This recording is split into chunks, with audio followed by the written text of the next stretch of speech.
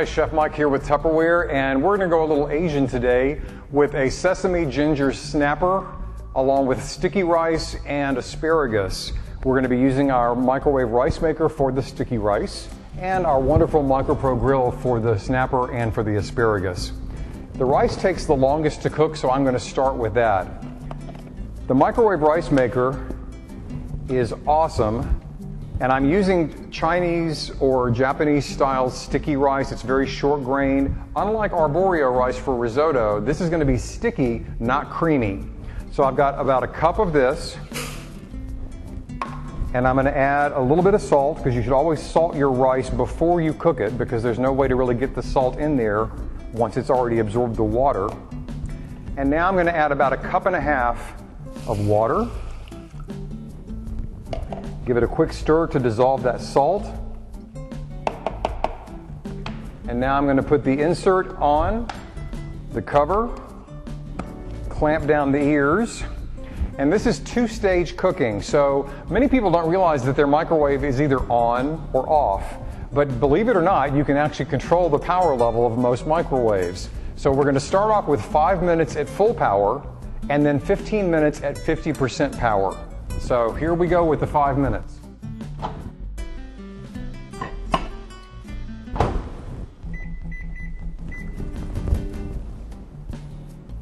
Okay, our rice has gone through its 20-minute cooking cycle.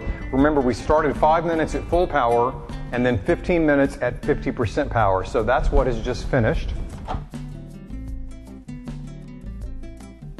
And I'll take the rice maker out. Open it up so that you can see. Again, this is really hot and it's full of steam, so always open it away from yourself. Be careful with the insert because it's hot too. Ooh, yes. And here is your sticky rice. Now, it doesn't look like much right now, but we're going to doll it up a little bit with some seasonings and some scallions, so just be patient. So I'm going to put the insert back on and put the cover back on, because this will keep my rice warm for a good long while until we need it for the finished plate up. Okay, now it's time to do our sesame ginger salmon, and in order to do that we have to start with some fresh ginger root. I've got about a 1-inch piece of fresh ginger that's been peeled, and this is not a case where you can use dried ginger like you'd make gingerbread with. You need the real fresh McCoy. I'm going to put that in my chopping prep along with a clove of garlic, and I'm going to give those a good chop.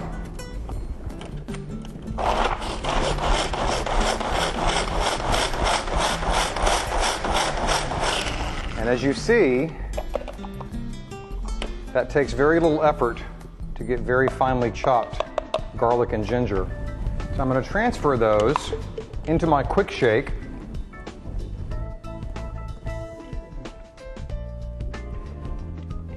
I actually could mix all of this up into the chopping prep, but sometimes when you're dealing with something that's that liquid, it can tend to fly out of the sides, and I don't want to waste any of this. So I'm erring on the side of caution and using a larger container. Okay, I don't want to waste any, so I'm going to get the little bits that got on the top of my chopping prep. And now the rest is just a dump recipe. I've got about a 1/4 teaspoon of toasted sesame oil, and it's very important that you use the toasted sesame oil. This is the smell that makes Chinese food smell like Chinese food. And it also gives a great flavor to this marinade. But a little bit goes a long way. If you use too much, it's very, very bitter, and we don't want to mess with our beautiful snapper. Okay, then I've got a tablespoon of hoisin sauce, which is kind of a sweet, salty, sour, fermented soybean paste. You can find it at any grocery store now. So I'm going to add that. And then I've got a tablespoon of honey, runny honey, as the British would say, as opposed to comb honey. I don't want the wax.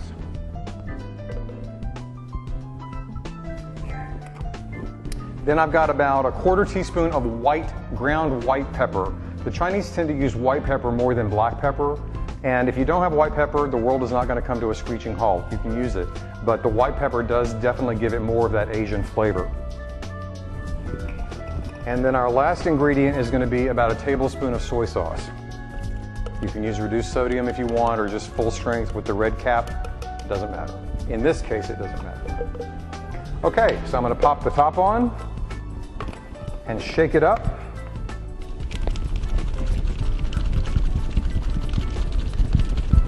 Okay, that's our marinade. Now, what I'm going to do is put the fish into my non-preheated MicroPro grill.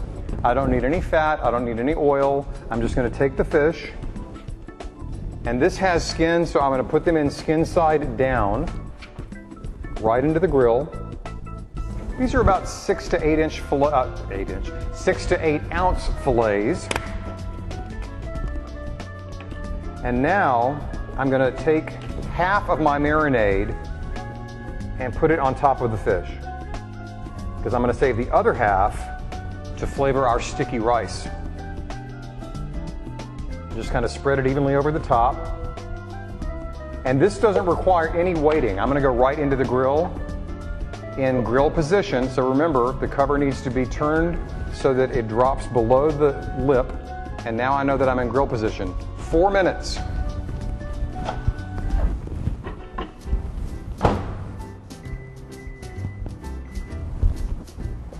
And now we wait for the fish, and we will finish the sticky rice and grill the asparagus, and we've got dinner.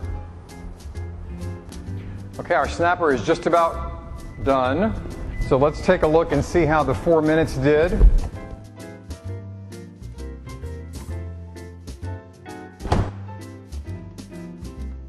Oh yeah, that looks really nice. I know that it's still a little bit underdone in the middle, so what I'm going to do is turn the cover a quarter turn so that now I'm in casserole position. Now this grill is going to act like a warming oven. It's going to carry over cook just that little extra bit. It's not going to overcook the fish, but it will keep it warm while I make the sticky rice and finish the asparagus. So I'm just going to set that fish aside for now, and we're going to make the sticky rice. So I've got my already cooked rice, which is, as you can see, stayed very nice and hot. And I'm going to transfer that to a mixing bowl.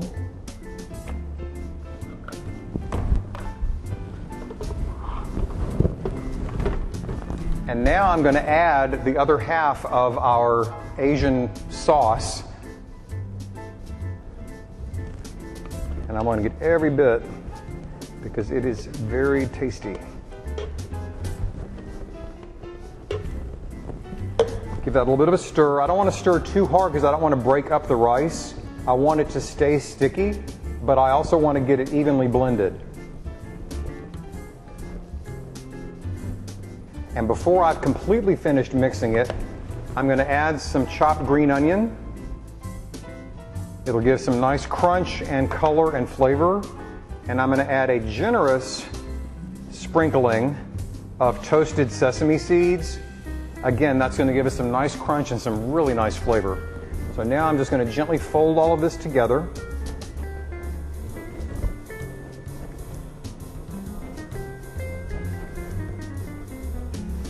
Okay, now we're going to let this stand for just a minute while I get the asparagus ready for the grill, and then we'll do a plate up, and I'll show you a cool little trick to make your plate look extra special.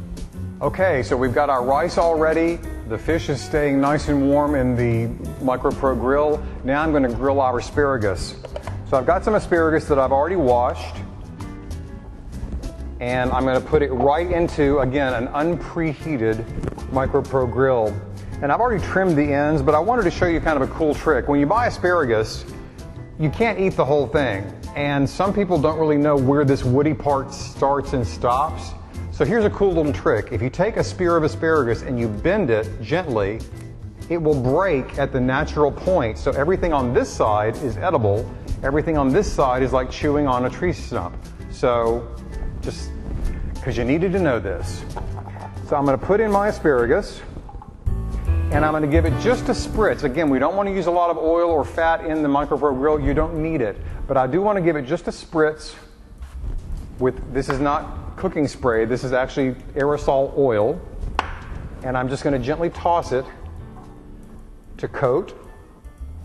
Now I'm going to put the grill in grill position so that it's in direct contact with the asparagus, and they will be perfectly cooked in 5 minutes.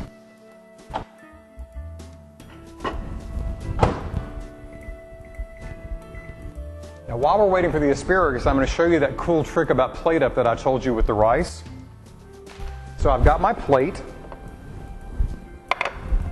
and I've got my rice, and I've got a little, this is called an ideal little bowl, but you could also use a ramekin or something similar, but you want to make sure that it's not too deep. And I don't need to use any spray because Tupperware is naturally non-stick. I'm just going to take some of my rice. This is actually a fairly large serving of rice, which for me is no problem because I love rice. And I'm just going to press it gently into the bottom of the bowl so that it is all in an even layer. Just sort of smooth it out. And then I'm going to decide where I want to put it on my plate. And I'm going to go 1, 2, 3. And I now have a dome of rice. Ooh, ah, just a cool little trick. Anytime you can make the presentation better, people appreciate it.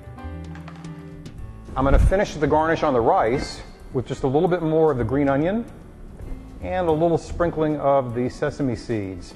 Now I can take our fish, still nice and warm, and I'm going to plate up just one of these because we're going to do this as a single serving plate. So there's my fish. Take the rest of it, move it out of the way.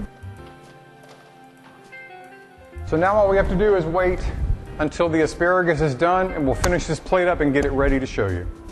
Okay, the asparagus is ready, so let's get it out of the grill onto the plate so that we can eat. You can hear it sizzle. Oh yeah, that is perfectly cooked asparagus. I'm going to take a little bit and put it on my plate. Want more than that. All right, and then the very last thing I'm going to do is sprinkle a little bit of the toasted sesame seeds over the fish and the asparagus, a little bit of the green onion over the fish, and dinner is done.